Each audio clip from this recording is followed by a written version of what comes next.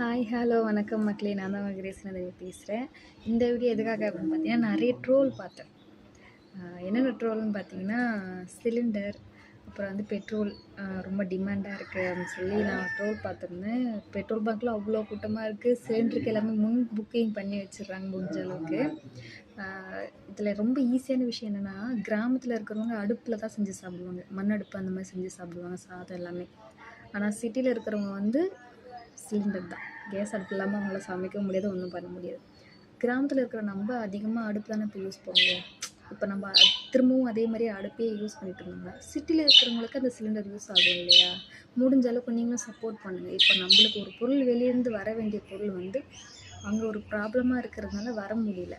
அப்போது நம்மளே தான் ஒத்துமையாக இருந்துக்கணும். இப்போ கிராமத்தில் இருக்கவங்களா இருக்கட்டும், சிட்டிலேயே முடிஞ்ச அளவுக்கு அடுப்பில் செஞ்சு சாப்பிட முடியுது அப்படின்னாலும் அடுப்பில் செஞ்சு சாப்பிடுங்க.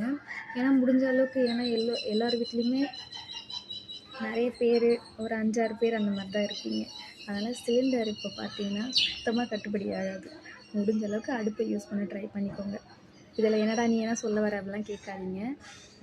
முடிஞ்ச அளவுக்கு ஒருத்தருக்கு ஒருத்தர் ஹெல்ப் பண்ணிக்கோங்க, அவ்வளோதான் சொல்வேன் நான். முடிஞ்ச அளவுக்கு அடுப்பு யூஸ் பண்ண ட்ரை பண்ணுங்கள். ஓகே கைஸ், பாய்.